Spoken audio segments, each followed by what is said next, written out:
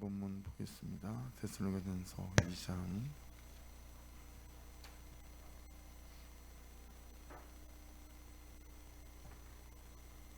데살로니가전서 2장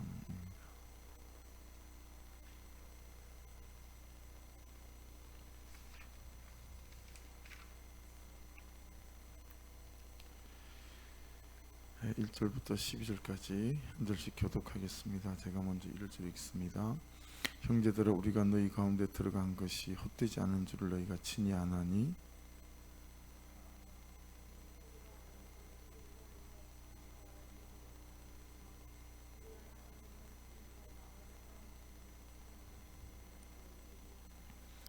우리의 권면은 간사함이나 부정에서 난 것이 아니요 속임수로 하는 것도 아니라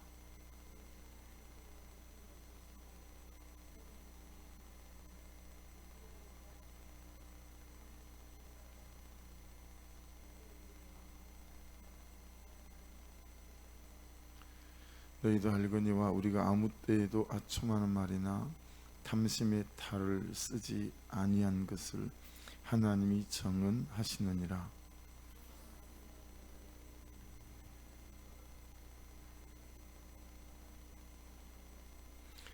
우리는 그리스도의 사도로서 마땅히 권위를 주장할 수 있으나 도리어 너희 가운데서 유순한 자가 되어 유모가 자기 자녀를 기름과 같이 하였으니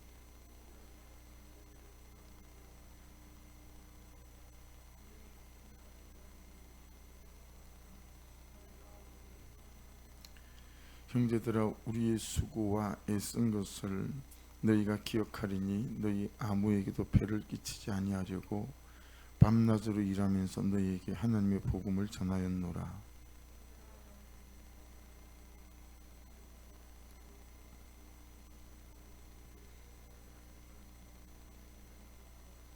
너희도 아는 바와 같이 우리가 너희 각 사람에게 아버지가 자기 자녀에게 하듯 권면하고 위로하고 경계하노니 이는 너희를 부르사 자기 나라와 영광에 이르게 하시는 하나님께 합당히 행하게 하려 함이라.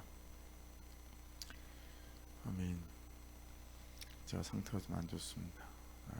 몸도 안 좋은 상태인데 오늘 치과에서 5시간 수술 때문에 누워 있었더니 그래서 상도 좀 짧게 하고 말씀도 좀 그렇습니다. 사모님에게 아버지 기도를 부탁을 할까, 뭐 어떻게 해야 되나, 뭐 고민을 좀 했는데 집에 돌아와서 누워 있는데 한 3년 4년 전에 교회를 잠깐 다니던 청년이 전화가 왔어요. 한 4년 5년 됐나 봐요. 그래가지고 아파 죽겠는데 이야기를 좀 해야 된다고 그래서 천안에 있더라고요. 그래서 몇 시간 있다가 좀 하면 안 되겠냐, 내가 이빨 치료해서 너무 아프다 그랬더니 털어주기만 하래요.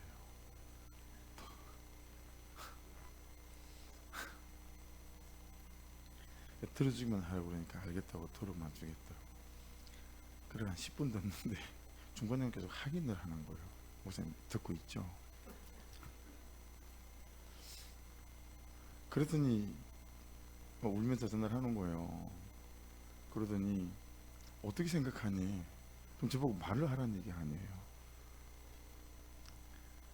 그러고 그냥 전화를 한 40-50분을 했나.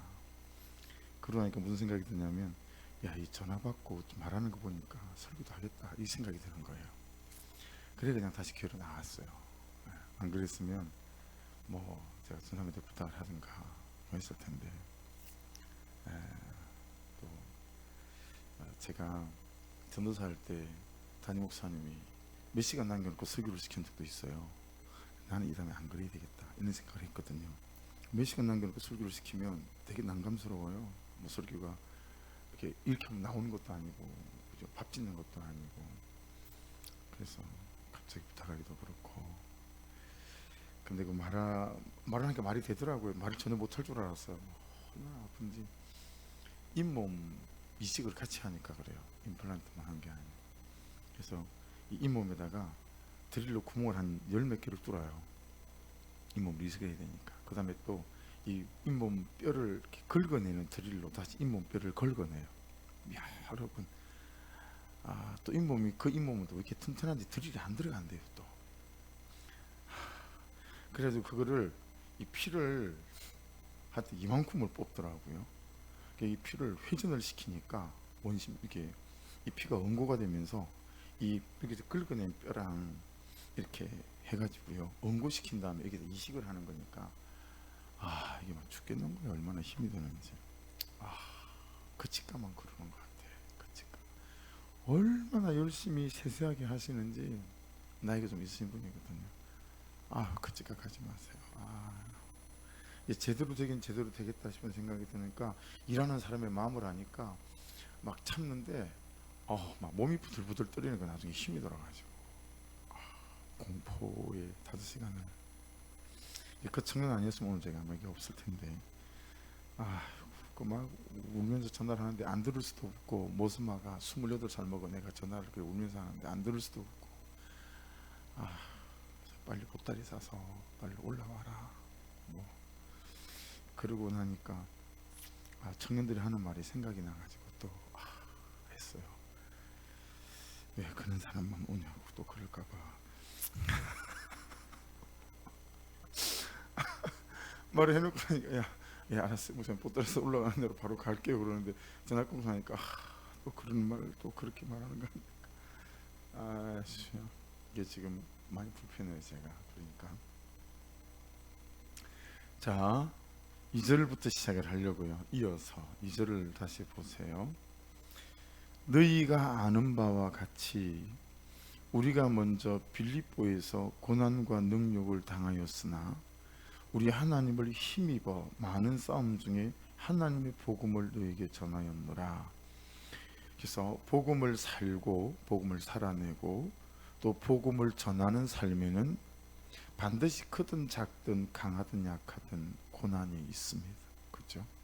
또 복음을 살고 복음을 전하는 삶에도 능욕이 있고 대가지불이 있습니다. 근데 이 싸움을 어떻게 이기죠? 오늘 말씀은 하나님을 힘입어 그렇게 했습니다. 하나님을 힘입어 이긴다. 자, 힘입어에 대해서 설명을 드렸죠. 이 팔레시아 조마이라는 단어인데 하나님에 대한 확신이라는 뜻입니다. 그러니까 이런저런 이름을 복음을 전하고 하다 보면 7단지 하던 분이신데 지금은 이제 정말 신실하게 잘 세워져 가시는 분이시죠. 그 집 앞에 가서 밤마다 기도할 때 말이에요. 그게 한 달, 2달, 3개월, 4개월, 5개월, 6개월, 7개월, 8개월을 넘어가는데 매일 가서 작정하고 기도할 때도 있지만 또 한번 못 갈 때도 있고 여러분 이게 한 몇 개월 넘어가야 되니까 이건 내가 쓸데없는 짓 하는 것 아닌가. 저 사람이 정말 다시 예수 믿는 사람이 되겠나 이런 생각 드는 거예요. 근데 그럴 때마다 제게 하나님에 대한 확신보다는 하기로 한 거니까 제 옆에 아주 이런 부분에 좋은 선생님이 있거든요. 저하고 같이 사는 사람 중에 하기로 한 건 어떻게든 하려고 하는 선생님한테 배운 게 있으니까 하기로 한 거니까 가서 하는 거예요. 하나님의 확신보다도 정직히 말하면. 근데 그런 일들이 많은 거죠. 내가 세워져 가는 일에도 마찬가지고 다른 사람을 세워가는 것도 마찬가지고 여러분 이런저런 포기하고 싶은 때가 항상 많죠. 근데 그럴 때 바울 사도가 지금 말씀을 힘입어 우리에게 뭐라고 말씀하시냐면 이 하나님에 대한 확신으로 그 모든 고난과 어려움들을 이길 수 있는 거다라고 말씀하시는 거예요. 그래서 말씀을 이 모든 싸움을 이 하나님에 대한 확신으로 이긴다라고 하는 거예요. 그래서 사랑하는 여러분, 여러분에게 이 하나님에 대한 확신으로 항상 살아있기를 주 이름으로 축복합니다. 살아계신 하나님에 대한 확신, 그리고 역사하시는 하나님에 대한 확신, 가만히 있지 않으시고 그냥 있지 않으실 하나님에 대한 확신. 할렐루야. 신방도 가고 또 뭐 이것도 하고 저것도 우리가 하지만 이 하나님께서 하실 거라고 하는 이 확신이 우리 가운데 딱 있어야 이런 작은 큰 어려움들을 이겨나가는 그런 힘이 될 줄로 믿습니다. 그래서 여러분, 이 하나님에 대한 확신은 어떻게 우리 안에 올까? 그리고 어떻게 우리 안에 이 확신이 사실까? 그리고 이 확신이 떠나지 않을까? 자꾸 사그라들잖아요. 떠나지 않을까? 그러면서 오늘 세 사람만 소개를 했죠. 내가 오순절 마가의 다락방 이전의 제자들인가? 아니면 오순절 마가 다락방 사건 이후의 제자들인가? 그러니까 동일한 제자들이지만 이 제자들의 확신의 차이를 만들어낸 게 무엇이었죠? 이 성령 세례와 성령 충만 아니었습니까? 그죠? 이 오순절 마가 다락방 사건 있기 전까지는 다 도망갔잖아요. 부인하고. 근데 오순절 마가의 다락방 사건 성령 세례와 성령 충만을 그냥 혹시라도 자꾸 잊어버리실까봐, 그래서 성령 세례는 처음 성령님을 경험한 거고, 두 번째 성령 세례부터는 성령 충만이다 이렇게 불러요. 그래서 이 성령 충만을 경험한 뒤는 완전 다른 사람이 됐잖아요. 그러니까 여러분, 우리가 경험해 보시고 있죠? 말씀하니까 말씀만 붙잡으려고 하는데, 예, 맞아요. 말씀만 붙잡아야 돼. 우리는 말씀이신 하나님을 믿는 거니까. 근데 말씀을 묵상하고 기도해야 말씀이 내 존재 속으로 들어갑니다. 할렐루야. 이거 되게 많이 경험해요. 그래서 뭐랄까, 큰 뭔가를 깨달은 것 같고 무기를 가진 것 같은 그런 마음 있잖아요. 이 말씀을 깊이 묵상하고 그 말씀을 가지고 기도하니까 이 말씀이 존재 속으로 들어가요. 그리고 기도할 때 이 성령의 세례와 충만들이 우리에게 임하거든요. 그래서 여러분, 이 말씀과 기도가 항상 함께 갈 수 있기를 주 이름으로 축복합니다. 네. 여러분, 이 성령 충만 때문에 전혀 다른 사람이 됐고 하나님에 대한 확신으로 충만해졌죠. 여러분, 야복강가 이전의 야곱하고 야복강가 이후의 야곱하고 완전 다른 사람이 되잖아요. 이름도 야곱 사기꾼에서 이스라엘 열방의 아비로 바뀌잖아요. 뭔 차이죠? 분수령적인 회개가 그를 그렇게 바꿔놨습니다. 분수령적인 회개가. 그래서 여러분, 기도가 메말라서 잘 안 될 때마다 좀 꼭 그렇게 기도하는 것 같아요. 하나님, 제게 회개형을 부어주십시오. 통회형을 부어주십시오. 자복의 영을 부어주십시오. 내 죄가 깨달아지고 보이는 만큼 여러분, 은혜의 지성소에 들어가는 그런 일들이 나타나게 되어지는 것 같아요. 또 하나는 다메섹 광야 이전의 사울인가 아니면 다메섹 광야 이후의 바울인가, 이거 나눴었죠. 이 전혀 다른 삶을 만들어낸 확신의 차이, 그게 뭐 때문이었죠? 예수 그리스도의 만남과 바울 사도가 다메섹 광야 이후에 바로 예루살렘으로 바나바가 불러낸 게 아니잖아요. 아라비아로 가서 3년 동안 깊이 있게 주님과 교제하고 머물렀어요. 그리고 바나바가 그 바울을 불러내서 제자들에게 소개하는 대목이 성경에 나오잖아요.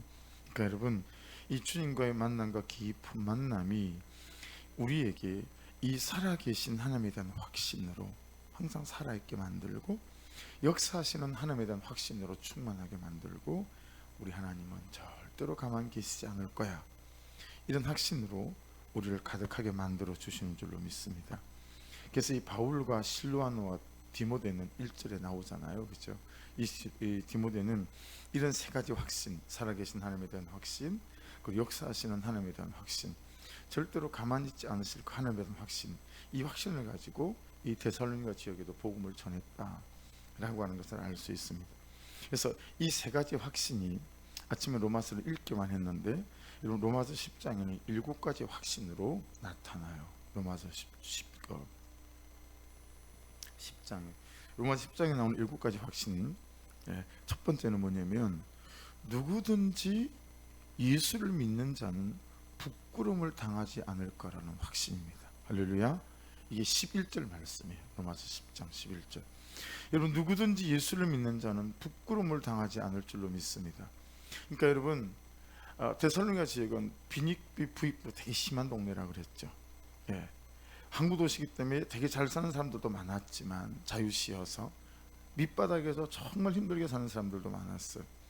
그러니까 여러분, 예수 그리스도 안에서 우리가 부유해지는 은혜가 있기에 부끄러움을 당하지 않을 것이고, 비록 예수 때문에 어떤 것을 포기하면서 사회적으로 부끄러움을 당할 것처럼 보이지만 이 복음이 저 사람들을 절대로 부끄럽게 만들지 않을 것이라는 확신들이 이 복음을 전하게 되는 거죠.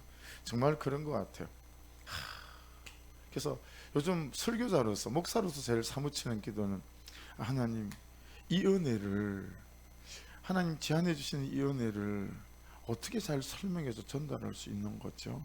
저 좀 도와주세요. 뭐 이런 기도 제목인 것 같아요. 두 번째는 12절에 나오는데, 부르심에 차별을 두지 않으신다는 확신이에요.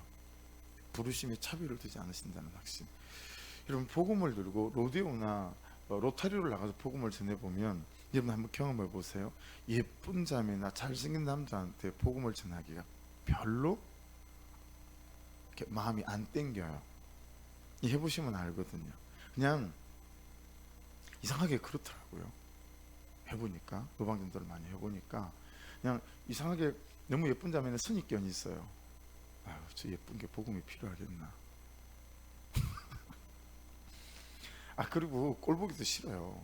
지가 좀 예쁘고 잘생긴 사람들은 저 좀 걸어오면서 벌써 말은 하지 않지만 바람에 실려서, 야, 나 예쁘지? 나 멋있지? 그러니까 나는 손대지 마. 뭐 이런 게 그냥 말하는 것 같아. 내가 안 멋있어서 그런지 하여튼 뭐 잘생긴 것들은 별로 꼴보기가 참 그시기 하잖아요. 옛날에 그랬어요. 네. 그래서 여러분, 그래서 능력전도라는 게 있어요. 능력전도. 그리고 전도 폭발로 노방전도 할 때도 원칙이 있어요. 이제 이 사람한테 복음을 전했잖아요. 전하고 있잖아요. 그러면 고개를 딱 들어서 탁 돌아섰는데 첫 번째 눈에 온 사람한테 무조건 복음을 전하게 돼 있어요. 내가 사람을 제끼지 않는다라는 원칙을 갖고 복음을 전하는 거예요. 이게 어쩔 수 없이 살아온 경륜이 있고 그러기 때문에, 우리가 딱 쳐다보면 저 복음을 듣겠는데 안 듣겠는데 감이 와요, 안 와요? 감이 와요. 그러니까 그렇게 제끼지 않도록, 이 말씀이 그런 말씀인 거죠. 여러분, 복음은 부르심의 차별을 두지 않습니다. 이 확신으로 전했다. 12절에 또 나와서 예수 그리스도는 그를 부르는 모든 사람에게 부유하게 하신다는 확신. 이게 있어야 정말 복음을 전하지 않겠어요?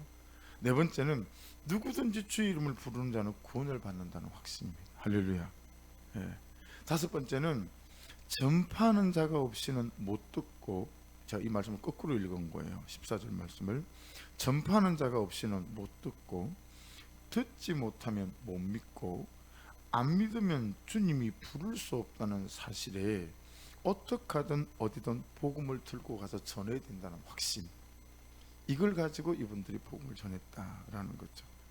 여섯 번째는 믿음은 들음에서 나고 들음은 그리스도의 말씀으로 말미암다는 확신이에요.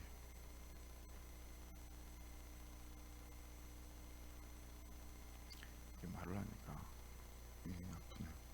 일곱 번째는 비록 순종하지 않는 삶을 살고 말씀에 비추어 반항하고 반대하고 반역하는 사람이라도 영혼을 건지기 위해서 주님께서 종일 손을 벌리고 계신다는 확신. 여러분, 이게 로마서 말씀 10장을 보면 다시 만나게 된 여러 가지를 깨닫게 하시는 놀라운 말씀인 것 같아요. 21절이에요. 로마서 10장 다시 들어보세요. 비록 순종하지 않는 삶을 살고 말씀에 비추어 반항하고 반대하고 반역하는 사람이라도, 이걸 로마서에는 뭐라고 되어 있냐면 거슬러 이렇게 되어 있어요. 근데 거슬러라는 말을 원어로 찾아봤더니 반항하고 반대하고 반역하는 이 뜻을 가지고 있더라고요. 그래서 이렇게 제가 번역을 한 거예요. 말씀에 비추어 반항하고 반대하고 반역하는 사람이라도 영혼을 건지기 위해서 주님께서 항상 종일 손을 벌리고 서 계신다는 거예요. 이 확신을 가지고 복음을 전하는 거죠. 할렐루야. 그러니까 여러분, 우리 주변에 참 저 사람은 아니다 싶은 사람들에 대하여도 예수를 믿다가 이런저런 공동체를 힘들게 하고 어렵게 하고 그렇게 반역하고 그렇게 배신하고 여러분 그렇게 반대하는 사람들에 대하여도 하나님은 손을 벌리고 구원하기 위하여 종일 서 계신다. 여러분, 이 확신이 우리 가운데 있다면 누구에겐들 이 복음을 전하는 일을 제한할 수 있겠느냐라는 거죠. 그래서 여러분, 누구에게든지 복음이 필요함을 믿고 이 복음을 전하는 대상 있죠. 그 사람들을 절대로 제끼거나 제한하지 않는 그런 은혜가 있기를 주의 이름으로 축복합니다. 그리고 이런 확신이 있기를 주의 이름으로 축복합니다. 여러분, 하나님은 절대로 가만히 계시지 않을 줄로 믿습니다. 여성분들은 잘 모르실 텐데 우리나라 축구 프로 축구팀에 전북 현대라는 팀이 있습니다. 전북 현대. 최강희라는 분이 한 7년인가 연속 우승을 했어요. 그래서 지금은 중국의 감독으로 아주 비싼 돈을 받고 연봉을 받고 그걸로 이제 가셨고, 지금은 이제 외국 감독이 하고 있는데, 이 전북 현대의 최강희 감독이 있을 때 만든 팀 컬러가 있어요. 이 팀 컬러가 뭐냐면 닭공이에요. 닭공이 뭐냐면 닥치고 공격이에요. 이 전북 현대는 무조건 공격을 합니다. 닥치고 공격을 합니다. 네. 1박 2일, 우리 어머니들은 잘 모르시겠지만 1박 2일을 나영석 PD, 그 위에도 막 되게 많죠. 이 사람이 히트시킨 게. 네, 1박 2일 나영석 PD, 응답하라 1988, 뭐 대단했어요. 이게 신은호 PD이거든요. 그리고 슬기로운 의사생활도 최근에 또 이 사람이 PD 연출했죠. 그리고 미생 아세요? 네, 미생이라고 하는 대단히 또 감동을 준 그런 드라마가 있었죠. 이건 김원석이라는 PD가 만든 거예요. 근데 이런 한국 방송사에 되게 빅히트를 일으킨 유명한 그런 대부분의 PD를 이끌고 스카우트한 사람이 TVN의 이명한 본부장입니다. 1박 2일을 이명한 본부장이 먼저 했어요.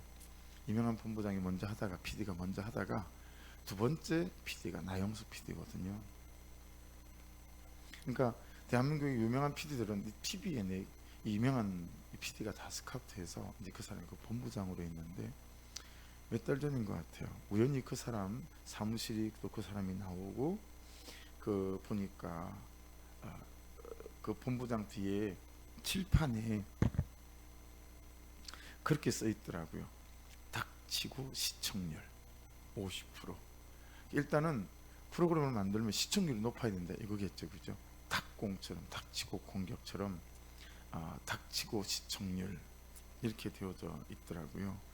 여러분, 이 데살로니가의 복음을 전한 바울 사도의 삶을 보면 닥전이에요. 닥치고 전도죠. 거기 비유해서 보면 전도하는, 그리고 닥구예요. 닥치고 영혼 구원하는 거죠. 네. 필하벨스 목사님이 그분의 책에서 50대가 넘어가도록 교회는 균형에 맞아야 된다라고 생각을 했다는 거예요. 예배도, 기도도, 양육도, 전도도 이게 균형에 맞아야 된다, 그렇게 생각을 했다는 거예요. 근데 50대가 넘어가서 어느 날 말씀을 묵상하고 기도하다가 말씀 안에서 하나님을 깊이 만난 날, 교회는 균형에 맞으면 안 되는 거구나, 이걸 깨닫게 됐다는 거예요. 교회가 어느 한쪽으로 완전히 기울어져 있어야 되는 거구나, 이게 교회 공동체가 성경적 공동체구나, 이걸 깨닫게 됐다고 이렇게 책에 다 적었더라고요. 그게 뭐냐면 교회는 영혼을 살리고 영혼을 전도하는 쪽으로 기울어져 있어야 된다는 거예요. 균형에 맞으면 안 되고, 어쨌든 영혼을 살리는 그 일에 기울어져 있어야 거기에 전심전력을 하는 게 성도의 삶이고 교회의 삶이구나, 이렇게 책에 적어놓은 것들이 제게 여러 가지 많이 깨닫는 바가 있었습니다.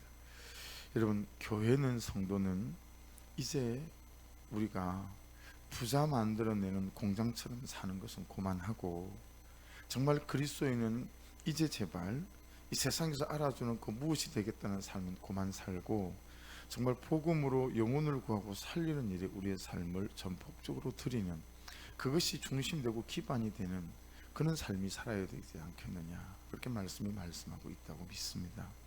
그래서 2절에 나오는 많은 싸움, 이것은 외부와 또 현실과 영적인 전쟁, 이런 것도 있겠지만 더 치열한 많은 싸움은 우리 안에 있는, 영혼을 살리는 삶과는 전혀 상관이 없는 우리 자신의 삶과의 그냥 살아가는 우리 자신의 삶과의 싸움이 더 큰 싸움이겠다 싶은 거죠. 그래서 여러분, 갑자기 우리가 그냥 묵상집이 데살로니가 말씀으로, 우리가 에스겔 말씀 아직 끝난 게 아니거든요. 데살로니가 말씀으로 넘어갔는데, 그래서 이 아마도 뒤에 어떤 절기를 맞추려고 말씀이 넘어간 것 같아요. 그래서 여러분, 이 데살로니가 말씀을 다시 보면서 우리가 다시 좀 정신을 차리게 되어지는 것 같아요. 여러분, 우리의 직장, 우리의 직업, 우리의 시간, 우리의 삶이 추구하는 바가 이 하나님의 나라와 영광을 위하여, 그리고 잃어버린 영혼을 건져내서 천국에 들어가게 만드는 이 일에 우리의 삶의 기반이 있고, 여기에 모토를 두고 여러분 우리 시간을 쓰고 삶을 쓰는 그런 은혜가 있기를, 이게 다시 재정리되고 정돈되기를 주의 이름으로 부탁을 드립니다. 그래서 이 영혼을 구하는 싸움에서 안 통하는 그 세 가지가 3절에 나오고, 4절에 보시면 또 5절에 보시면 또 두 가지가 나오고, 또 6절에 보시면 한 가지가 나와요. 6가지가 나오는 거죠. 영혼을 구하는 싸움에서 안 통하는 거 6가지. 먼저 3절에 보시면 첫째가 뭐죠? 간사함이에요. 영혼을 구하는 싸움에서 안 통하는 거 첫 번째는 간사함, 두 번째는 뭐죠? 부정함이에요. 세 번째는 뭐예요? 속임수예요. 간사함은 플라네라는 단어를 쓰는데, 그 뜻보다도요, 이렇게 왜 간사하게 되었는지 그 원인이 훨씬 더 중요한 단어인 것 같아요. 왜 사람이 간사하게 되냐면, 이 원어 성경에 어떻게 풀어놨냐면, 왜 사람이 간사하게 되냐면, 길을 잃었을 때, 배회할 때, 방황할 때, 흔들림 있게 될 때 해서 복음의 확신과 능력을 믿지 않고 인간의 얄팍한 수단을 믿게 되는 순간부터 간사하게 된다는 거예요. 그러니까 이 간사함은 간사한 자체보다 간사함에 이룰 수밖에 없었던 전 단계가 훨씬 더 중요한 거죠. 그렇게 해서 간사하게 되면 복음의 확신과 능력을 믿지 않는 거예요. 그래서 말씀하시는 대로 우리가 그 영혼에 대해서, 내 삶에 대해서 도전하는 것이 아니고 사람이 할 수 있는 얄팍한 수단, 이런 걸 쓰는 거죠. 저는 그렇게 목회를 엄청 많이 해온 것 같습니다. 부끄럽게도. 그러니까 하나님께 걸지 않은 거죠. 그러니까 요즘은 그냥 뭐 생각이 머리에 쑥 나다가도 지우죠. 지우개가 있어요. 지우고, 그리고 다시 칠판에다 써요. 내 마음의 칠판, 생각의 칠판에다가 하나님께 걸기로 했잖아, 이거죠. 하나님, 제가 하나님께 내 목회를 겁니다. 하나님, 우리 자녀들 하나님께 겁니다. 하나님, 그 성도 하나님께 걸겠습니다. 말씀대로 전공법을 선택하는 거죠. 그냥 사람에게 아쉬운 소리하고 이러지 않는 거죠. 그냥 하나님께 걸고, 하나님 그분께서 다, 이게 얼마나 힘이 되냐면 그냥 사람 눈치를 안 본다는 게 여러분 얼마나 힘이 되는지 아시죠? 하나님 다 아시니까, 하나님 다 보시니까. 그래서 하나님 보시기에 내가 정당하고, 하나님 보시기에 내가 깨끗해야 되겠다. 충분히 여러분들을 제가 속일 수 있죠. 여러분도 저를 속이실 수 있잖아요. 근데 제 마음에 무슨 생각이 드냐면, 하나님께서 다 보시니까, 이 삶이 되어져 가기 시작하니까 참 많은 게 달라지는 것 같아요. 여러분, 간사한 것보다 더 중요한 건 간사하게 되는 그 전 단계이므로, 그래서 간사하게 되면 절대 여러분 복음의 능력과 확신을 믿지 않고 인간의 얄팍한 수단, 그러니까 여러분 돈 버는 것도 마찬가지예요. 직장생활도 마찬가지, 목장에서도 마찬가지고, 그 인간의 얄팍한 수단으로 사람을 대하지 않고 하나님을 대하지 않기를 주의 이름으로 축복합니다. 그 모르겠냐라는 거예요. 그거 다 들통난다라는 거죠. 그래서 여러분 한번 따라해 보세요. 내가 말씀 안에 잘 살아있는 것이 전도고, 전도의 가장 큰 시작이다. 할렐루야. 간사하지 않으니까요. 그래야. 이해되시죠? 그러니까 여러분, 내가 말씀 안에 잘 살아있는 게 가장 큰 전도예요. 그리고 이게 전도의 시작이에요. 여러분, 이 부정함, 아카르다르시아는 이게 불결함을 말하는 거예요.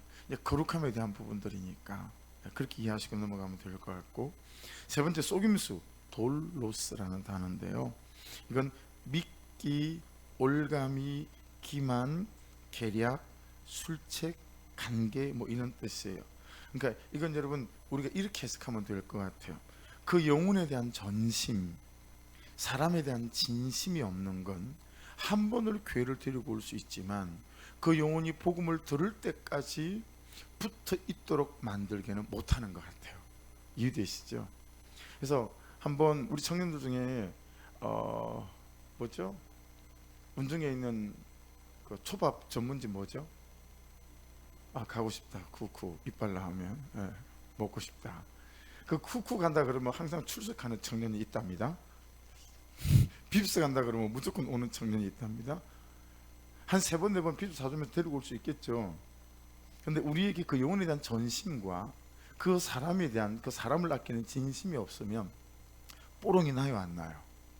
다 나요. 금방 나요. 우리가 해야 될 건 뭐죠? 그 영혼이 복음을 들릴 때까지, 그 영혼이 구원받을 때까지 지치지 않는 사랑으로 그가 붙어있게, 공동체 에 붙어있게 만들어야 되는 거 아니겠습니까? 근데 이게 영혼에 대한 전심과 사람에 대한 진심이 없으면 이게 안 된다라는 거 많이 느끼죠. 많이 느껴요. 여러분, 영혼에 대한 전심과 사람에 대한 진심으로 한 사람 한 사람께 나아갈 수 있는 저와 여러분 되는 은혜가 이 밤에 부어지기를 주의 이름으로 축복합니다. 해서 거기 또 5절 보세요. 5절에 보시면 너희도 알거니와 우리가 아무에게도 아첨하는 말, 4번째 아첨하는 말, 5번째는 뭐예요? 탐심의 탈을 쓰지 아니한 것을 하나님이 정언하시니라. 이 말은 여러분 그 영혼에게, 그 사람에게 의도가 있는 거예요. 이 성도들도 보면 의도가 있는 분들이 있어요. 전도에서 데리고 오는데 의도가 있게 오고, 하여튼 의도가 있게 와도 바뀌면 되니까 데리고만 오세요. 지구촌 교회가 막 처음에 부흥할 때 이동호 목사님이 많이 낙심을 했다고 해요. 하루 예배 끝나고 조사를 했더니 몇백 명이 전부 다 새신자가 한 명도 없고 전부 다 다른 교회에서 옮겨온 사람인 거예요. 이동 신자인 거죠. 그래서 장로님들하고 앉아서 나는 뭔가 목회를 잘못하는 것 같습니다. 아니 어떻게 한 명의 새신자가 없이 개척한 지가 지금 그래도 시간이 좀 지났는데 전부 다른 교회에서 온 사람밖에 없는지 모르겠습니다. 그랬더니 장로님 중에 한 분이 그랬대잖아요.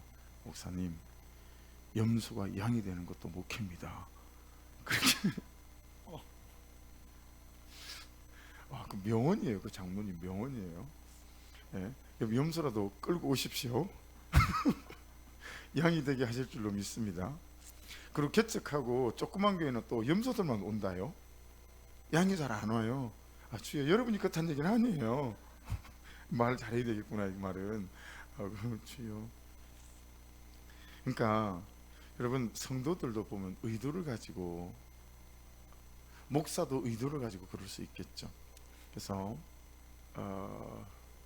높았던 승희교회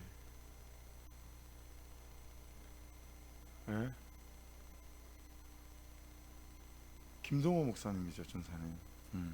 그 높았던 교회 승희교회 목사님이 주일날 11시 예배 전에 목양실에서 창문을 이렇게 내려다보고 있는데, 이야, 벤츠 새로 나가지고 막 유명한 정말 비싸다는 그 차가 교회 마당으로 싹 미끄러져 들어오더라는 거예요. 그래서 끝까지 쳐다보셨대잖아요. 야, 누군지.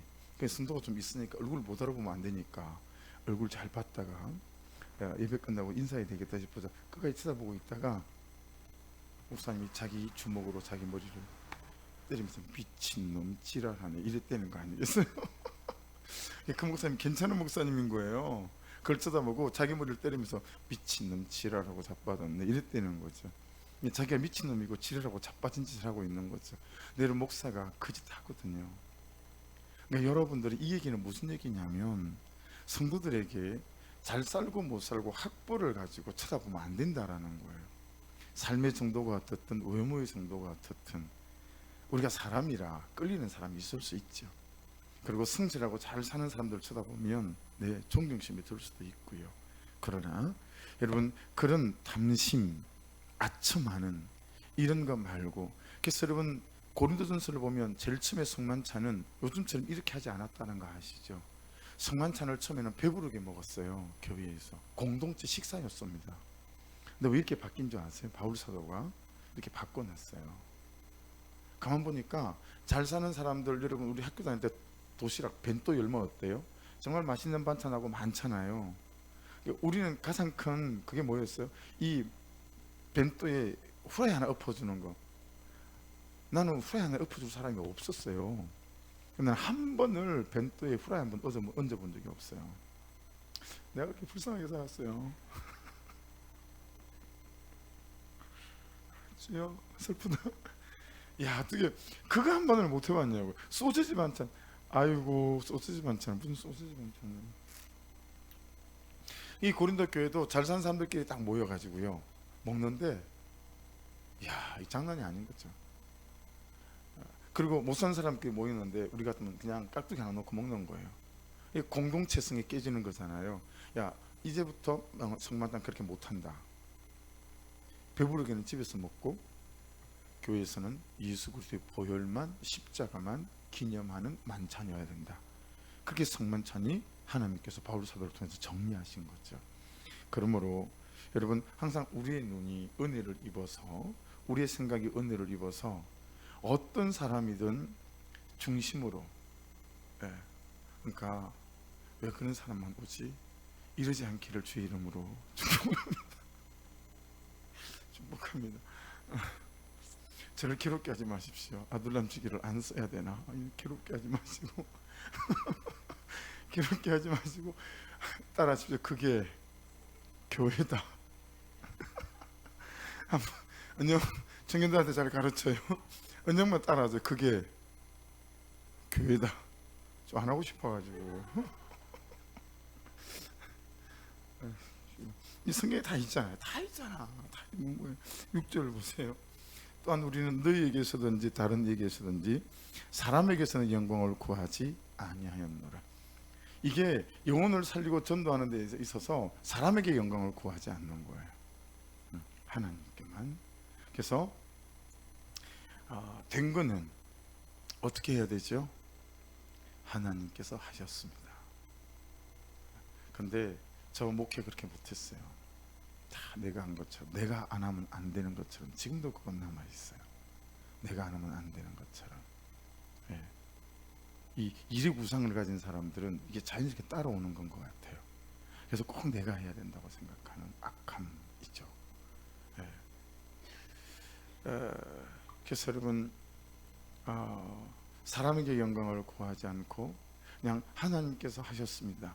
하나님께 영광을 돌릴 수 있기를 주의 이름으로 축복합니다. 안 된 일은 따라하십시오. 하나님께서 하실 것입니다. 할렐루야. 이 두 가지만 있으면 될 것 같아요.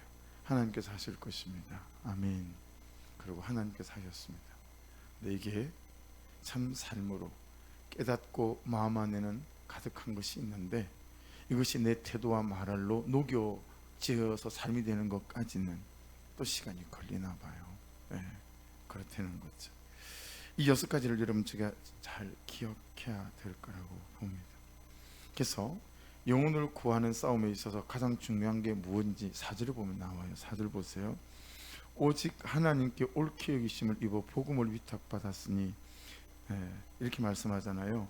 그러니까 여러분, 하나님께 옳게 여기심을 입었다라고 하는 것은 삶이 완전하게 됐다는 말이 아니고, 우리가 잘 아는 대로 믿음으로 의롭게 되어졌다는 말이에요. 할렐루야. 그렇게 하나님께 받아들여진 존재가 됐기 때문에, 그래서 저 사람들도 하나님께 받아들여지는 존재가 될 거야 라고 하는 믿음이 있고 확신이 있는 거죠. 요한복음 1장 12절 영접하는 자 곧 그 이름을 믿는 자마다 하나님의 자녀가 되는 권세를 주셨으니. 할렐루야. 이게 그들 안에 일어나니까 여러분, 이 복음이 위탁받는 일이 되는 거예요. 로마서 1장 17절 믿음으로 믿음에 이르게 하는 것도 그렇고, 우리가 두 주 전에 말씀을 나누었던 너희가 그 은혜를 인하여 믿음으로 말미암아 구원을 얻었나니 이것은 너희에게서 난 것이 아니다 라고 하는 은혜를 믿음으로 말미암아 우리가 의인 되어지는 것, 이 중심. 우리가 이와 같이 말하면 사람을 기쁘게 하려 함이 아니요 오직 마음을 감찰하시는 하나님을 기쁘시게 하려 함이라. 그분에게 매여 있으니 그분을 의지하게 될 것이고, 그리고 그분을 의지하니 그분의 마음으로 빌보스 1장 8절에 예수 그리스도의 심정을 구하는 중심으로 살아가지 않겠는가라고 하는 것입니다. 그래서 말씀을 정리하죠. 7절부터 8절을 보세요. 우리는 그리스도의 사도로서 마땅히 권위를 주장할 수 있으나 도리어 너희 가운데 유순한 자가 되어 유모가 자기 자녀를 기름과 같이 하였으니, 여러분, 목자는, 목사는, 부목자들은, 교사들은, 교육자들은, 그렇죠? 먼저 믿은 자들은 유순한 자가 되어 유모가 자기 자녀를 돌봄과 같이, 기름과 같이 그렇게 영혼을 대해야 된다 라고 하는 거예요. 우리가 이같이 8절 너희를 사모한대요. 하나님의 복음뿐 아니라 우리의 목숨까지도 너희에게 주기를 기뻐하면 너희가 우리의 사랑하는 자 됩니다. 자, 이제부터 이 데살로니가서 2장 8절은 이렇게 연결을 시키는 거예요. 십자가 지는 적용. 여러분 8절을 보시면 십자가 지는 적용이에요. 십자가 지는 적용 없이는 내가 그 영혼 때문에 십자가 매달려야 돼요. 그러지 않으면 영혼이 돌아오지 않는다는 거예요. 한두 번 교회 갑시다 나왔어요. 그리고 그냥 잊혀진 존재로 되게끔 하면 안 되고, 예수님께서 나를 살리기 위해서 십자가에 매달리신 것처럼 이 8절은 십자가 지는 적용이 되어 영혼을 전도하고 살릴 수 있다는 거예요. 할렐루야. 뭐게 힘들어 하십니까?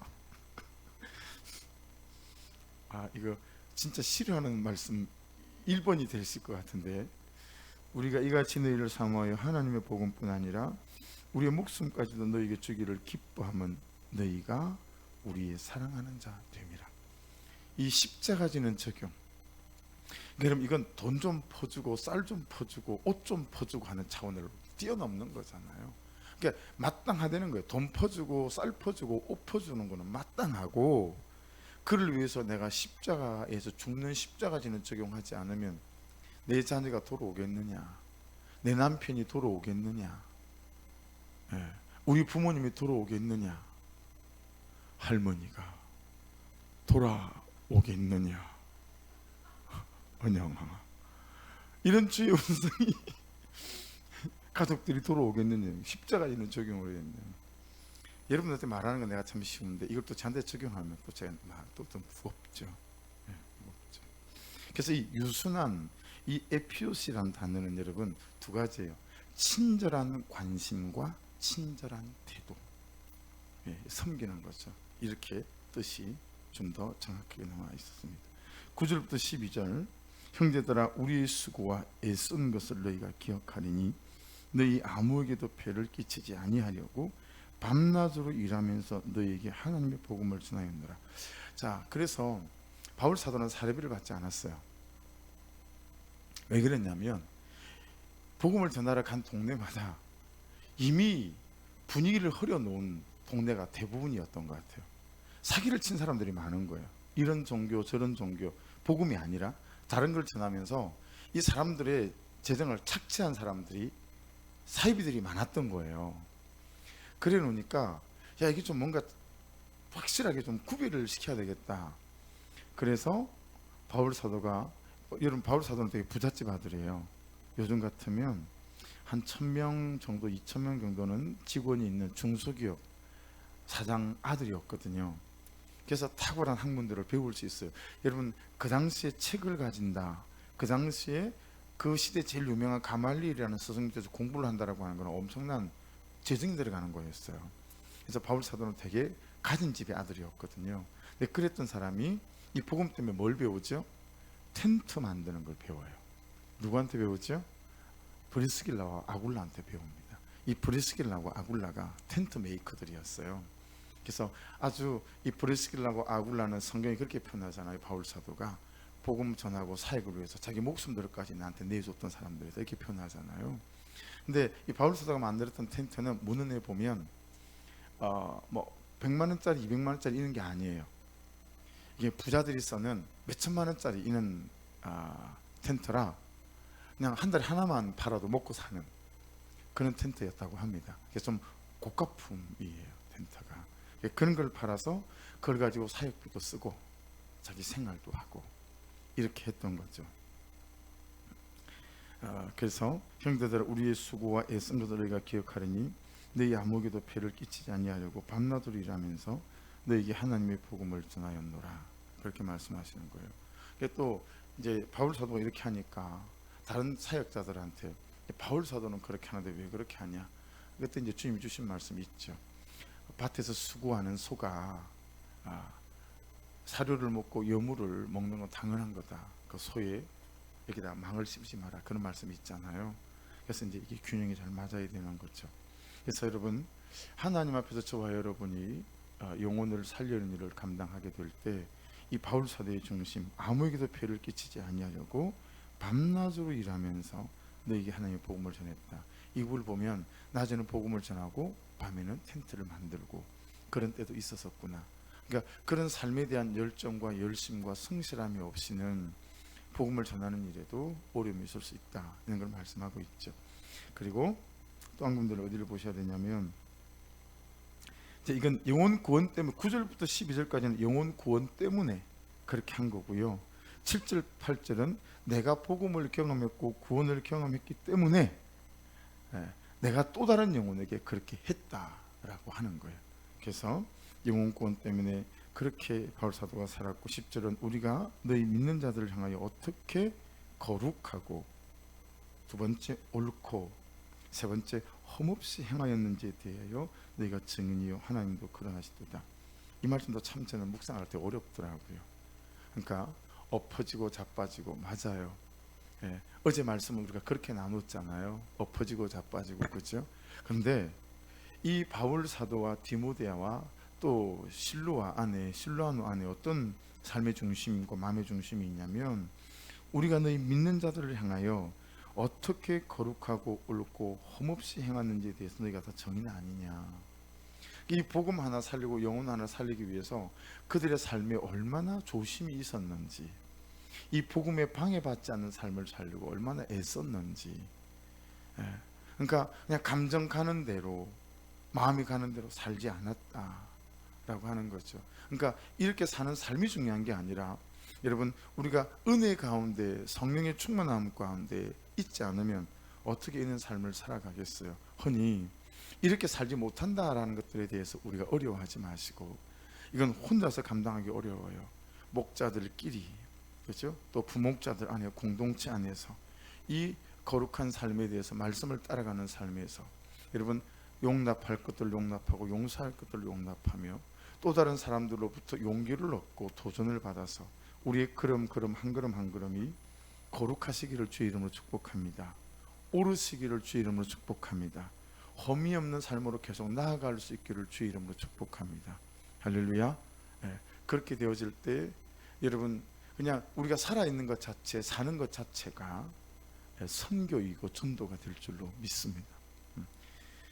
11절 너희도 아는 바와 같이 우리가 너희 각 사람에게 아버지가 자녀에게 하듯 건면하고 위로하고 경계하노니.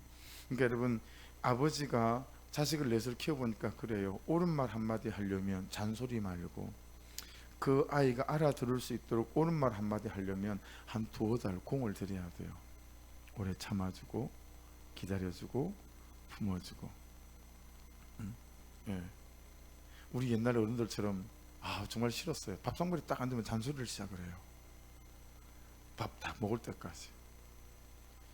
그러지 않기를 주의 이름으로 축원드립니다. 그러니까 온 영혼들도 마찬가지라는 거죠. 그 사람들에게도 여러분 아버지의 마음이 아니면 그냥 무관심하죠. 잘못해도 잘못한다고 말하지 않고 정말 사랑하면 그 사람을 위해서 뼈아픈 소리도 할 수 있죠. 그렇죠? 그래서 제가 나쁜 목사 되기로 결정한 것처럼 여러분 두리뭉실 넘어가지 마시고요. 이 애틋한 사랑이 되면 뼈아픈 소리도 할 때는 할 수가 있게 되어집니다. 그래도 그 사람이 오해하지 않을 수 오해하지 않을 수 없도록 그죠? 우리의 진심을 그가 알아들을 수 있을 만한 평소에 그를 향한 우리의 애정이 있어야 되는 거죠. 이 말 무슨 뜻인지 아시죠? 우리 목사님은 저게 화가 나서 그러는 게 아니라 나한테 대한 애정이 있어서 저런 거다. 이게 이제 평소의 삶이 그렇게 되어지는 거잖아요. 마지막 12절, 이는 너희를 부르사 자기 나라와 영광 이르게 하시는 하나님께 합당히 행하게 하려 합니다. 여러분 말씀을 보면서 깨닫는 게 뭐죠?